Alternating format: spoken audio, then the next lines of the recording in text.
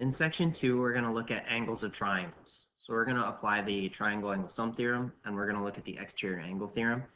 And then we'll look at a couple corollaries that come from these two theorems also. The first one we're going to look at is called a triangle angle sum theorem. And basically what it says is that all three angles in the triangle are going to add up to 180 degrees. We're going to formally prove this using what we call an auxiliary line, and it's a line that is drawn in the figure to help analyze this relationship. So in order to do that, I'm going to show you this little GeoGebra that I created. So the auxiliary line that we're going to create, you can see, is up there at the top, and it is going to be parallel with this bottom line down here.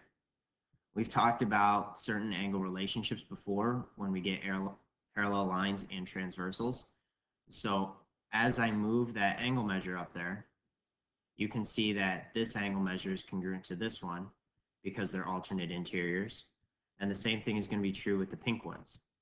And since they all form this straight line, they're going to add up to 180 degrees. So every angle in this triangle then is 180 when added together.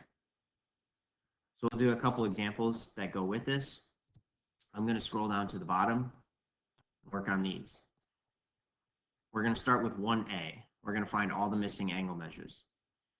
You have two options. You can either start with angle 1 or angle 2. I'm going to start with angle 1.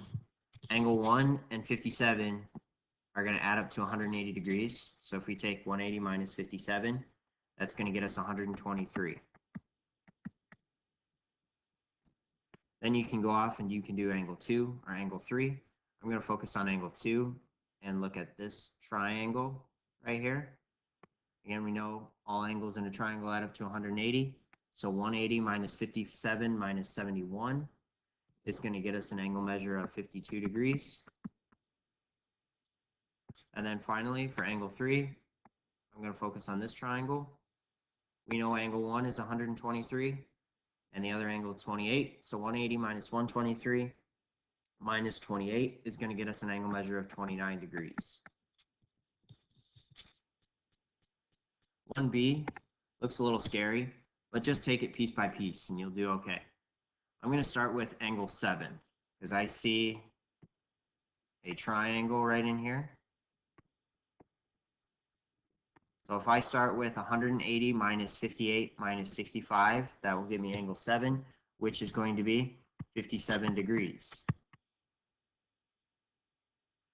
I'm then going to go off and find angle 5. You could find angle 6 next if you want to, but angle 7 and angle 5 are actually vertical angles with each other. So that means angle 5 is also going to be 57 degrees. Which then will help us find angle 4. We can take angle 5, which is 57, and the 67, subtract those from 180, and that will get us angle 4, which is going to get us an angle measure of 56 degrees. Next, I'm going to find angle 6.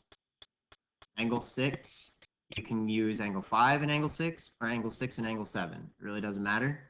Let's just say we use angle 6 and 7. That forms a straight line. It's a linear pair. So we can take 180 minus angle 7, which we know is 57. So 180 minus 57 is going to get us 123.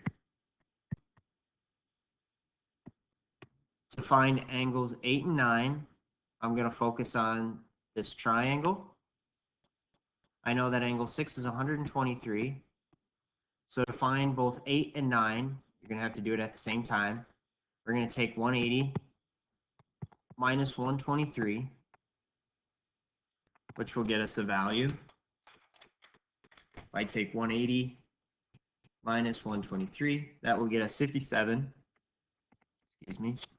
And then to find angle 8 and 9, since they're equal, you would take 57 divided by 2, and that'll get you 28.5 degrees for both of them.